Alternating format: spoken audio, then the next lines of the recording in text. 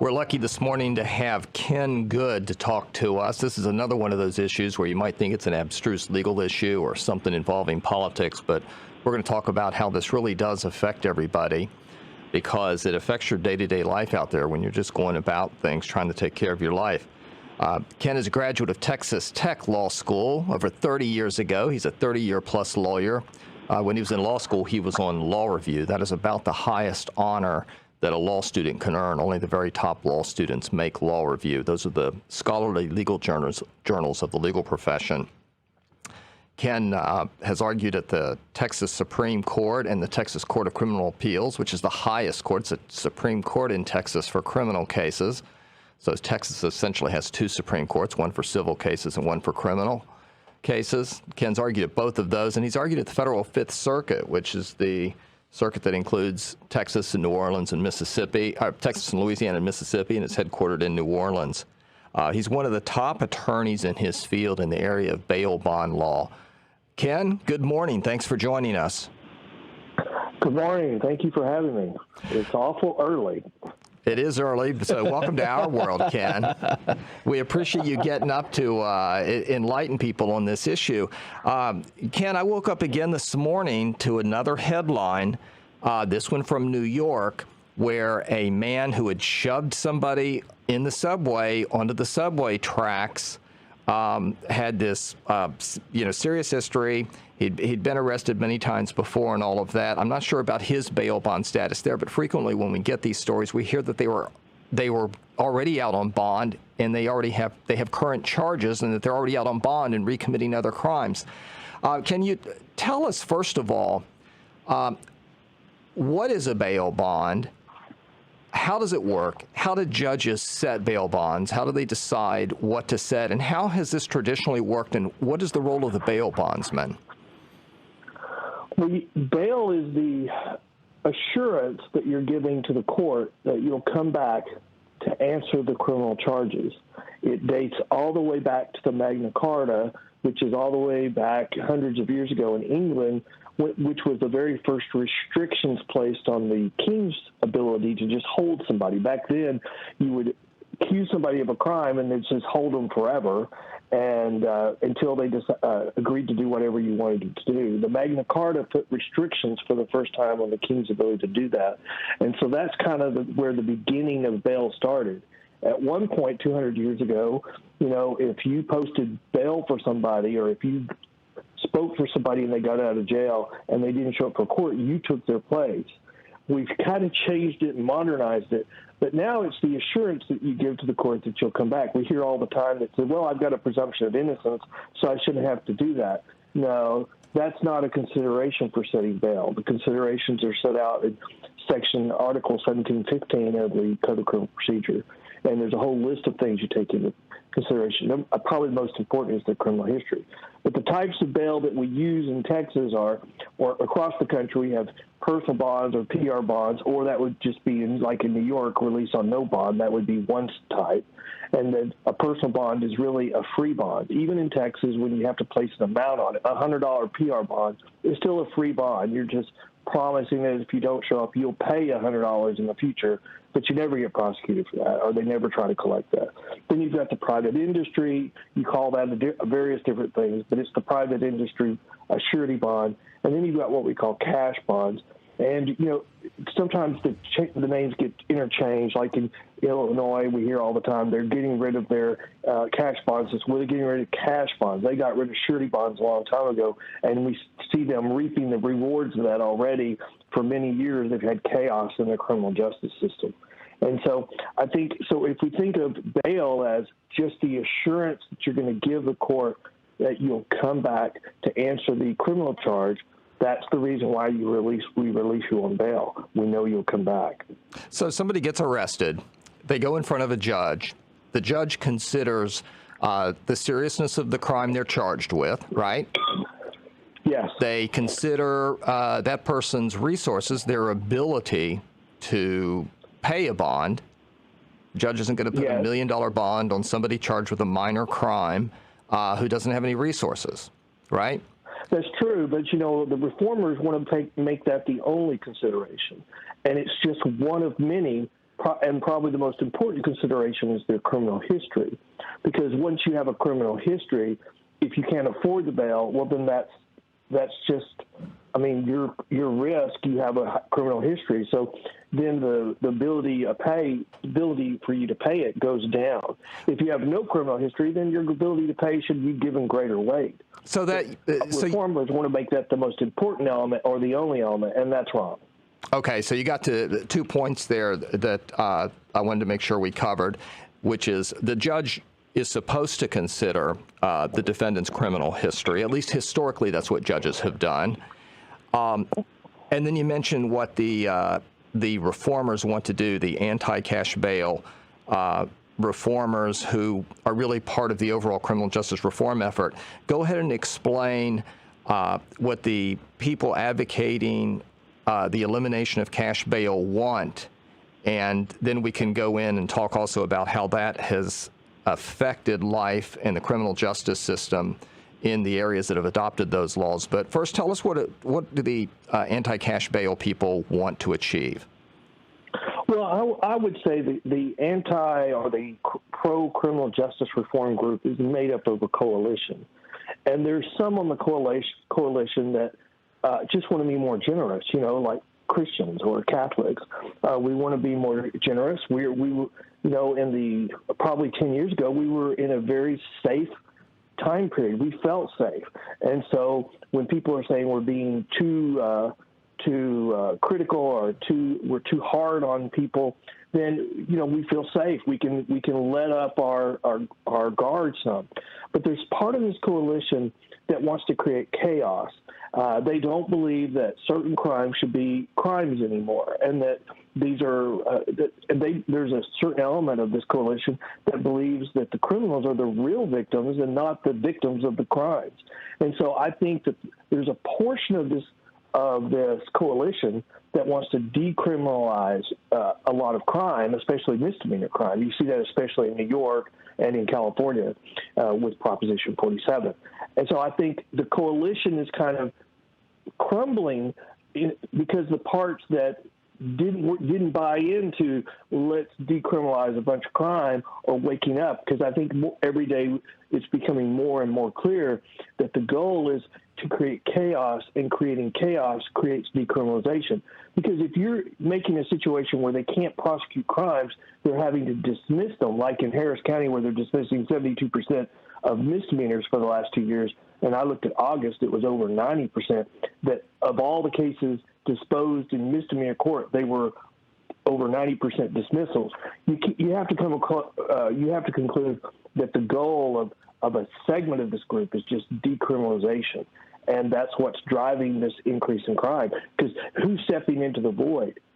Organized crime, gangs, career criminals, and they're seeing it as a clear green light to just wreak havoc. That's the reason why we're seeing catalytic converter theft take off. And the surrounding counties where this takes place have noticed it. In Harris County, you've got Montgomery County putting up a billboard that says, we support law enforcement and we prosecute criminals. And so the criminals that wander into Montgomery County are shocked. They're like, oh, you're taking me to the wrong jail. They're like, you're not in Harris County. You're in Montgomery County now. It's like, you're not in Kansas anymore, buddy. You're in our town. So in terms of the role of the anti-cash bail people, then, what they're essentially advocating is that defendants be released on their own signature, simply by signing a piece of paper frequently without having to put up any security to guarantee that they will appear in court for their court dates. After the break, we'll come back and talk more about the consequences of the no cash bail effort. Talking about and confronting this movement to eliminate traditional bail, which is where defendants have to post some sort of security, usually by getting a bond from a professional bail bondsman to show that they will return to court. Ken, we talked about how bail bonds traditionally work and how the no cash bail movement wants to eliminate the requirement that defendants post a bond or some sort of security to guarantee that they will show up in court. The movement's achieved considerable success, though. New York reformed their bail bond laws in 2019. Illinois has passed a law called the Safety Act, which will take effect in January. So What are the results that we're seeing where the effort to get rid of cash bail is already taking effect across the country? Well, we're starting to see rollbacks. I mean, Alaska passed reform, and then the next year they were like, oh, my God, what did y'all talk us into doing, and brought back the same people to testify, and then started rolling it back, repealing the statutes. We've seen that in multiple jurisdictions, even in New York, which is completely controlled by Democrats. They've had 2 rollbacks, and they talked about having a special session before the election, which tells you that the politicians were feeling the heat of it. And then I think even in Harris County, we're seeing a tremendous pressure to roll back the reforms that have taken place. And so I think we're actually we're coming out of this period of reform, and I think we're actually now coming into a period of a backlash where we need to hold more people in jail, and just do it as a bright line across the board thing. So I think we're seeing the pendulum swing really hard in the other direction, and maybe even too far. Well, just last month, the Houston Chronicle reported that a man who has already been convicted of 6 felonies. Now, this man already has 6 felony convictions, was out on bail for murder, and then went and committed additional crimes because although they did require cash bail for his murder, it was only a $150,000 bond. And you can explain to people the way that works, or you can confirm the way that works generally is the person goes to a bail bondsman and puts up a fraction of that, makes payments. The bail bondsman guarantees the $150,000. So it's not as if that money is coming out of the defendant's pocket, but the man then goes on to get another felony charge for burglary. And we see these stories over and over in Houston. We've seen them in New York, and that's the fear of many of the people in Illinois. So I presume that's the backlash you're talking about, as people are beginning to see that these no cash bail policies have a real effect on the day-to-day safety of regular law-abiding citizens. Well, there's a candidate running for county judge in Harris County. Her name is Alexandria Mealer. I think she really says it in a good way. And what she makes is when we're releasing somebody based on the crime they've committed and not looking at their criminal history, so it's a crime-based release, that is a mistake. So as long as you only commit this crime, and that's all we look at, we're not looking at how many times you've done it or what else you've done in your criminal history. We're just looking at the type of crime and basing release upon that. That's where we have our career criminals, gang members, and everything concentrate on those crimes and step into that void and take advantage of the system.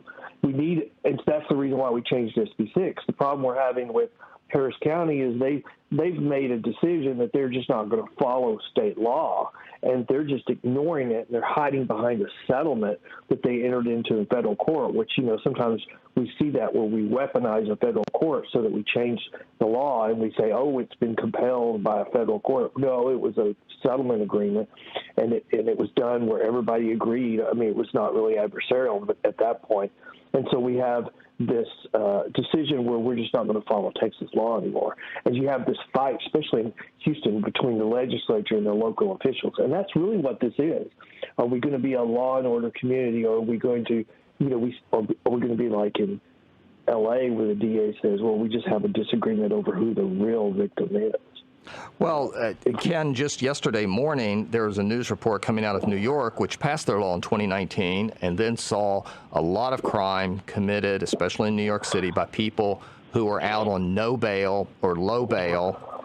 So now the governor of New York, who is up for re-election, has said that she is open to reviewing the bail law and looking at bail data when New York has their next legislative session. So no doubt that plays into what you're talking about, as that there's a backlash against some of this.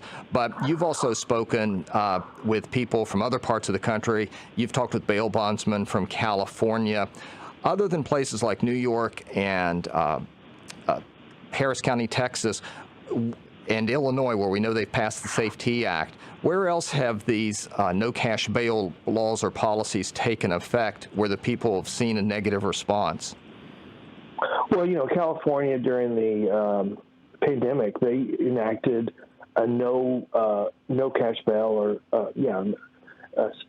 system, because they have a county by county bail schedule, and so they switched over to a no cash bail for most crimes during the pandemic, and that's kind of like seeing bail reform on steroids. What happened there?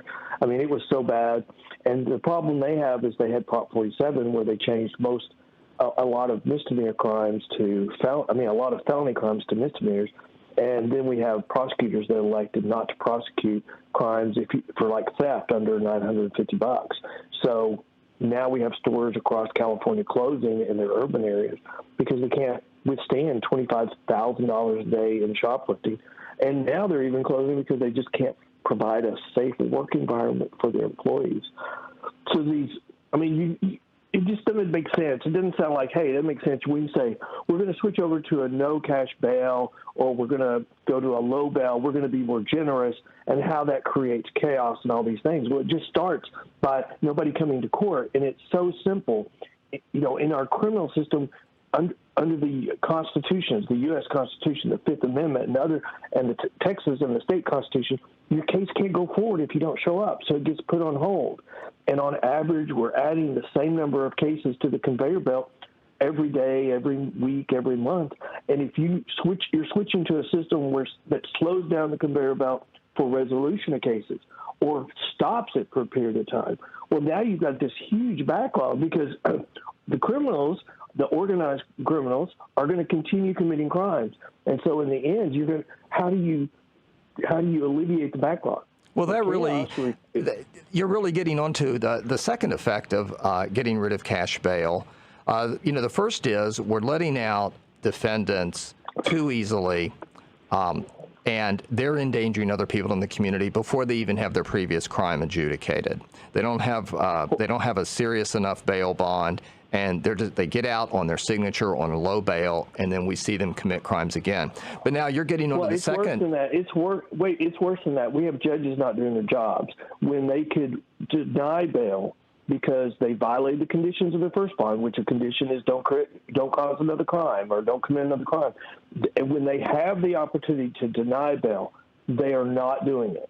And, we say they're setting low bail, but they're not. They're declining the opportunities when they have the ability to deny bail. And in terms of not just the safety, you're talking about the conveyor belt and the backlog of cases. It's the bail bondsman who really gets the defendants into court. I've worked on these cases myself. People who are movie fans know that there's a recurring theme in Hollywood of the bail bondsman who goes after the fugitive. And the plot always revolves around the idea that the bail bondsman has to get the fugitive back into court by a certain time, or the bail bondsman is going to lose a lot of money. There have been several movies along those lines. But that is the way it works in real life. If there is not a bail bondsman to go after people who don't show up for their court dates, then those people just aren't going to be caught until they just get caught by a happenstance. So they get pulled over on a traffic ticket, for example, because there are not enough police and sheriff's deputies and U.S. Marshals to go and look for everybody who fails to appear in court. So those cases simply get frozen. The defendants are out there running loose. The evidence is getting older. Those cases will often get dismissed, and then those people are getting off scot-free simply by ignoring their obligation to come to court, even though they've been given low bail or no bail. Now, I understand from your work that people are actually trying to take this no cash bail or low bail model from Harris County, Texas to Ohio and other parts of the country. Is that right? Yes, I think everybody in Harris County would say it's been a complete fiasco, and the surrounding counties would say it's been a complete fiasco. But the reformers, went to Ohio to the legislative session, and they have gone across across the country.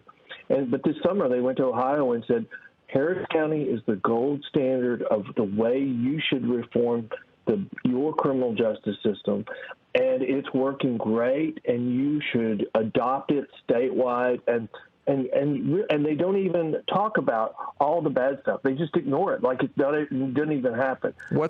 Ken? I've never known that. Ken, what's the failure to appear rate in Harris County that they're saying is the gold standard that the rest of the country ought to adopt? According to HarrisCountyCourtWatch.com, the current average failure to appear rate for the misdemeanor courts for 2022 is over 80%. So on a docket of 100 people, over 80 people are not showing up. And there's examples of 100% not showing up for court on a given date. It's an example of chaos. It's an example of no cases getting resolved. And the Harris County model right now is a model of dismissal. When you look at August dispositions, and over 90% of the cases were dismissed. It's not a system that will take care of victims. It's a system where it takes care of hardened criminals. I mean, I don't know a politician arguing for that, I don't know what you would do, what you would argue instead if you were in the back pocket of organized crime. Well, there is hope on the horizon, though, apparently that you see with a backlash coming and the report from New York that even the New York governor is willing to reconsider some aspects of bail. They might be saying this grudgingly. They might be saying it because they're up for a hard time in re-election. They know people are fed up with high crime, but there is hope on the horizon for this aspect of our criminal justice and the safety of citizens out there. Ken Good, thank you very much for taking your time to share your expertise with us this morning. Ladies and gentlemen, stick around and we will be right back after the break.